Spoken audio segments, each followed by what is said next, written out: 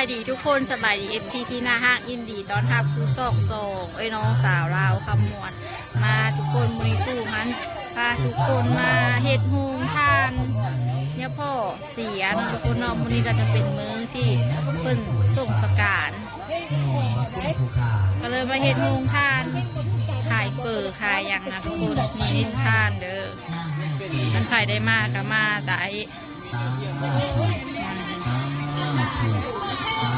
จะเฮ็ดโฮงทานขายน้ำมีน้ำส้มน้ำหวานน้ำดื่มก็มีเด้อทุกคนแล้วก็มีเผอน้ำกำลังกาเกี่ยมอยู่เดี๋ยวนี้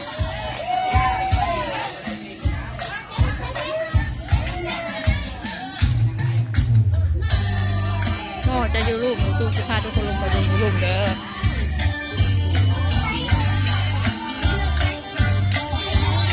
จะเป็นวันกาเกี่ยมเฮา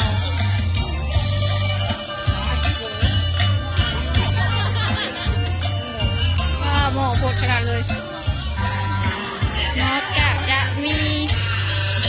เห็ดโฮงทานแล้วก็ยังจะมีลำที่เราไปลงเลย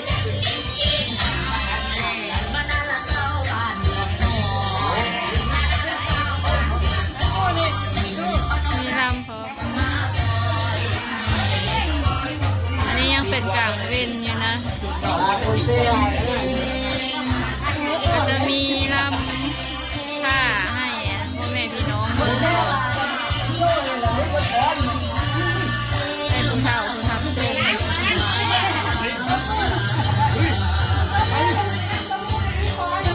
มันซอยดีค่ะพี่น้อง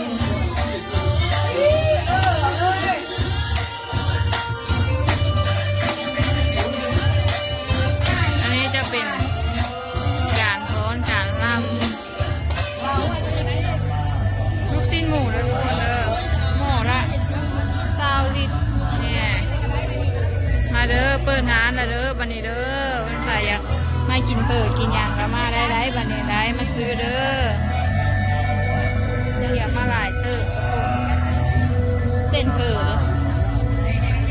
อยู่นั้นพี่น้อง20 กิโลเส้นเผอ10 กิโลพี่น้องเส้นเผอ10 กิโลฮะซิมบ่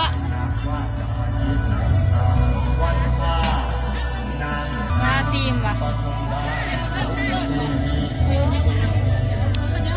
แคบแล้วแอบแล้วมีแต่ลวกคอนั่นไรแซบแล้วเปิดโฮงค่ะจะเป็นโฮงน้ำโฮงไม้จันทร์2 ภาคข้างเลย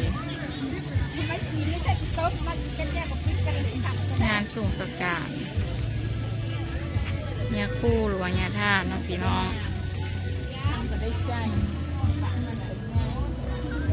กะเกี่ยมถูแล้วมาวางเพิ่งเย็นพร้อมแล้วก็เห็นหงทานคือพร้อม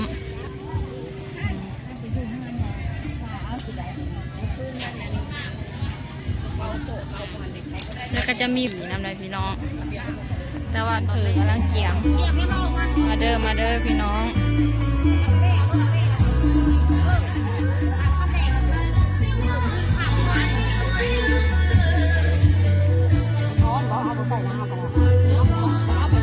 กำลังเฮ็ดน้ำใหญ่ไปน้ำแล้วก็ใส่น้ำไปน้ำนะพี่น้องตู้แล้วมีแต่ไข่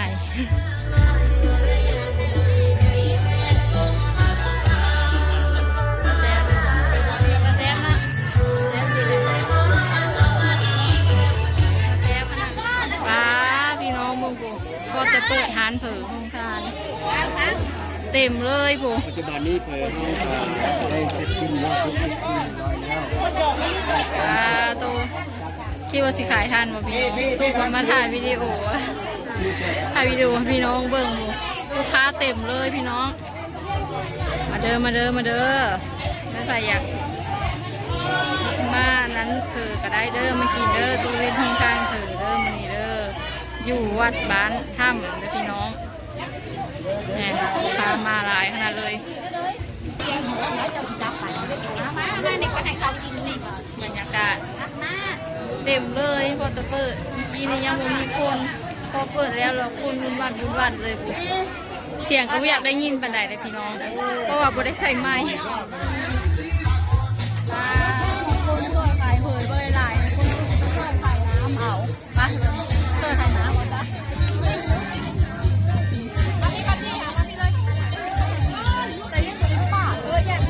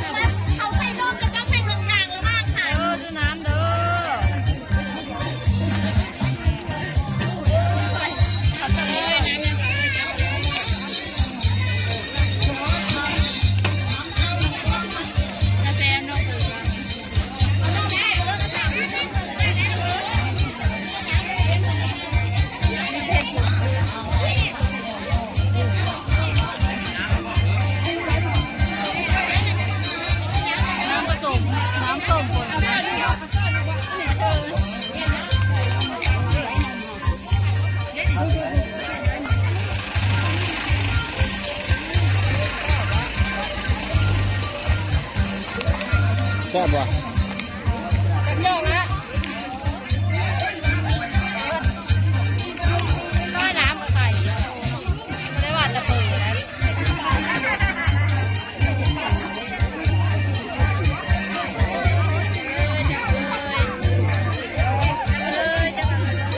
ถ้าใช้ประมาณนี้แหละ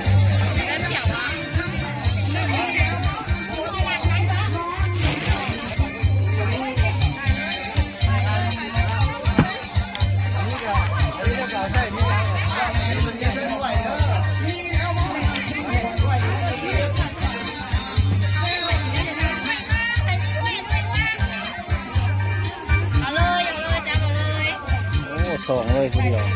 ขออีกเจ้าหนึ่งเลยเลยละ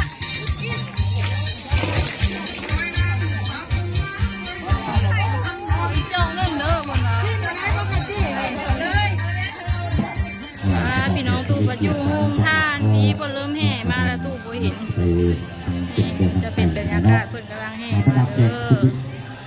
เจ้าภาพสภาพากันลุกมือลุกขึ้นพนมมือขนาดเนาะเพื่อไว้อะไรถึงดวงวิญญาณของญาติโนเป็นครั้งสุดท้ายเนาะในรายการมาหอดมาถึงแล้วพี่น้องเนาะแห่มาแล้วเด้อพี่น้องมาทำบุญทำทานนำกันนะพี่น้องเนาะนี่แหละว่ามื้อนี้เนาะแต่ว่าเป็นโมเมนต์มื้อสันวันดีเด้อคนไหนเด้องานพี่น้องอันนี้จะเป็นเผอที่ตู้เห็นทงทานมานี่เลยแล้วกับน้ำแล้วจะมีข้าวมีข้าวจี้จะกินข้าวแห้งเพราะว่าเมื่อกี้นี่คนหุ่มหลายวันนี้กับบางๆในแล้วเด็กที่หลังๆตู้ทานบางๆในแล้วเมื่อกี้นี่หาหุ่มเต็มเลยจนจะเป็นวินมาวันนี้เพื่อกินเผอแล้วพี่น้องยกมาเบิดหม้อกับโป่งลงเรียบร้อยตะปูหม้อกันเลยเบิดแล้วทงทานขายเผอขายน้ำตู้มันนี่เคียงแซะเลยยังแต่ทางคุณเด้อทางคุณเรายังขายอยู่ระหว่างทานตัวราคาลดทักแล้วนี่ก็จะเป็นบรรยากาศคนก็มาเต็มมาหลายแล้วเต็มเลย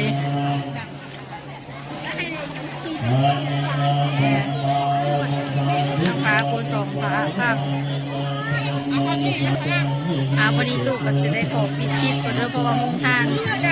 ขายเปิดขายน้ำตู้มันกับเบิร์ดแล้ววันนี้ก็จะจ้างไปขอเข้าใจนะทุกคนเลยที่เข้ามาติดตามรับชมโซยน้องสาวเราขมวดเฮาถ้าว่าคลิปนี้มีเสียงภาพก็ชัดเจนขอโทษขออภัยนั่นไม่หลายเด้อแล้วก็อย่าลืมเข้าไปกดไลค์กดแชร์เป็นกำลังใจให้ตู้เพื่อซิมีให้เฮ็ดคลิปใหม่ๆต่อไปสำหรับมื้อนี้ขอจบไปก่อนเจอกันคลิปหน้าบ๊ายบาย